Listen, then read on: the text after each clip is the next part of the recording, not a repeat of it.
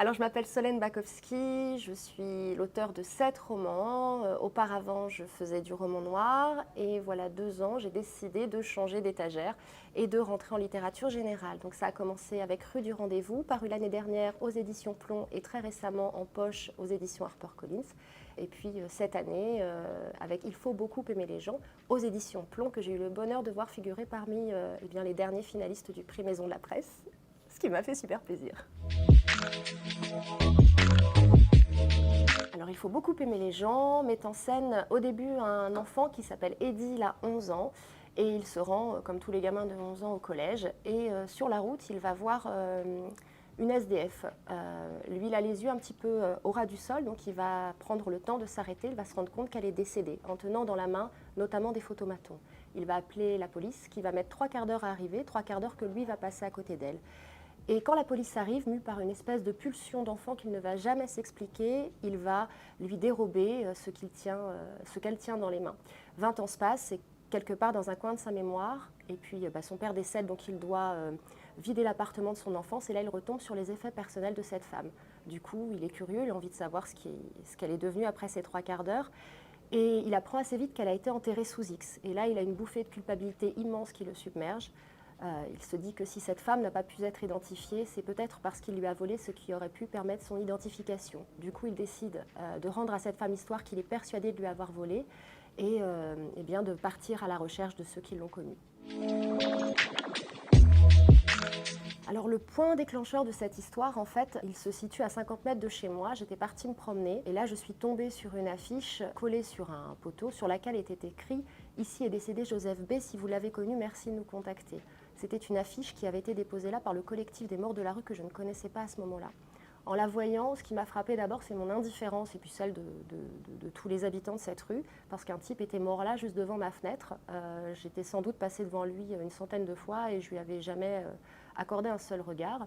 Et à côté de ça, il y avait des gens qui, manifestement, essayaient de restaurer sa mémoire. Et ça, je trouvais ça assez touchant. Et du coup, par cette toute petite affiche qui n'est pas plus grande qu'un carton Bristol, j'ai eu l'impression de tenir là tout le paradoxe de l'espèce humaine, dans ce qu'elle a à la fois de pire et puis de meilleur. Ça m'a semblé être un bon sujet de roman. Alors là, pour le moment, je suis en tournée, si je puis dire, dans toute la France, comme une star. En réalité, voilà, j'ai fait des séances de dédicaces, des salons. J'ai notamment le samedi 21 août, je serai à la Maison de la Presse du Touquet. Et puis ensuite, il y aura d'autres dates que je mettrai sur mes réseaux sociaux. J'ai eu l'occasion récemment d'aller dédicacer dans des maisons de la presse. Je pense notamment au Touquet et à la Maison de la Presse de Sannois dans le Val d'Oise. Et je dois dire que ce qui m'a frappée à chaque fois, c'est que je me suis retrouvée en présence de lecteurs très avisés, bien sûr, mais aussi de libraires extrêmement exigeants et tout à fait attachés à leur clientèle. C'est un réseau de proximité très ancré dans le territoire, dans son territoire, dans sa localité, et qui a vraiment à cœur de rester proche des gens. Et ça m'a beaucoup frappée quand j'ai été signée, parce que j'ai vu que les clients, les habitués s'arrêtaient pour discuter, pour acheter évidemment, mais aussi pour papoter, pour discuter. En tout cas, ce sont des vrais lieux d'échange. Et ça, je crois qu'on en a beaucoup besoin en ce moment.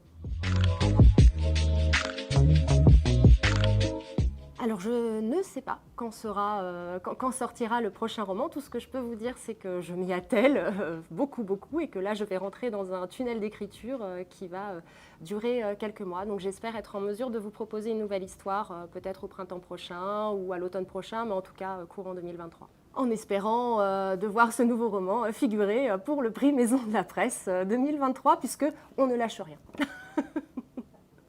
Vous pouvez retrouver Rue du Rendez-vous, Il faut beaucoup aimer les gens dans les maisons de la presse dans toute la France, mais aussi sur le site maisondelapresse.com.